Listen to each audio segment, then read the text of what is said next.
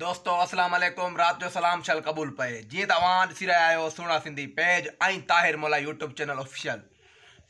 ऐं तव्हांखे मां ॿुधाईंदो हलां त हिनमहिल जी ताज़ा तरीन ख़बर जेकी आहे सो जीअं त खानवाण जे भरपासे इलाइक़नि में ऐं खानवाण में शाम खां वठी आंधारी आई। आंधारी खां पोइ बाक़ाइदे तूफ़ान आयो, फ्री वारो पौंड्र सभिनी खे लॻी वियो ऐं तमामु घणो 2-3 कलाक हलियो जेको तूफ़ान हलियो।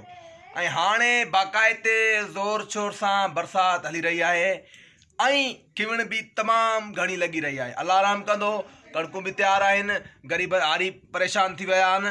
अलाह उन्हनि जूं दुआऊं क़बूल करे ऐं तमामु घटि थी वञे बरसाति ऐं इहो जेको तूफ़ान आहे इहो बि घटि थी वञे त जीअं असांजा हारी जेके आहिनि ऐं ग़रीब मारूड़ आहिनि त सुख जो साहु खणी सघनि ऐं सबुरु कनि।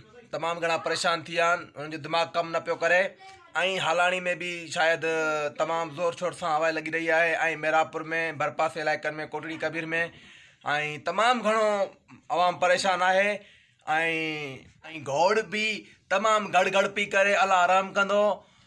ऐं अवां ॿुधायो त किथे किथे बारिश हले पई या हवा हले पई, तूफ़ान हले पियो, कमेंट्स में ॿुधाईंदा जीअं त हिन वक़्तु जूं ख़बरूं तव्हांखे ॿुधायूं।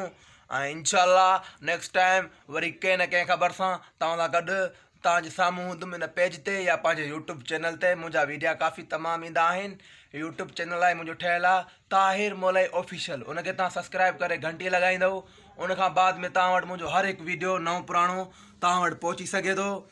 ऐं जेको ही तव्हां पन ॾिसी रहिया आहियो इहो बिल्कुलु कंहिं वण जो न आहे, बल्कि तव्हां सम्झंदा हूंदो। ऐं तव्हांखे ॾेखारियां, हीउ गुलाब आहे मूं वटि जेको पियो आहे, हीउ गुलाब जो गुल आहे, उनजो पन आहे। ऐं तव्हांखे इहो ॿुधायां जी मुंहिंजो इहो वीडियो पसंदि अचे तव्हांखे, मां मिड़ई तव्हांखे इहो बोर कयो आहे। अगरि पसंदि अचे त शेयर कंदा ऐं अहिड़ा ॿिया बि वीडियो ठाहींदासीं, पर कंहिं न कंहिं टॉपिक ते अहिड़ो को टॉपिक दिमाग़ में अचे सो मुंहिंजी सपोर्ट कयो। मुंहिंजो चैनल ठहियलु आहे, उन ते अची वञो, तव्हांखे इंशाअल्लाह एंटरटेनमेंट कंदुमि। ऐं हिते त मिड़ई तव्हांखे बोर कयो माफ़ु कजो, दुआउनि में यादि। ऐं मुंहिंजो प्यारो दोस्त आहे घोटकी खां इल्ताफ़ सूमरो, जेको मुंहिंजा वीडियो तमामु पसंदि कंदो आहे। महिरबानी भाउ, ऐं हिन यूट्यूब चैनल खे सब्सक्राइब करे घंटी लॻाए शामिलु थींदा, हिन ते खोड़ सारा वीडियो ॾिसंदा। तो दोस्तो इजाज़त ॾींदा असांखे, दुआ।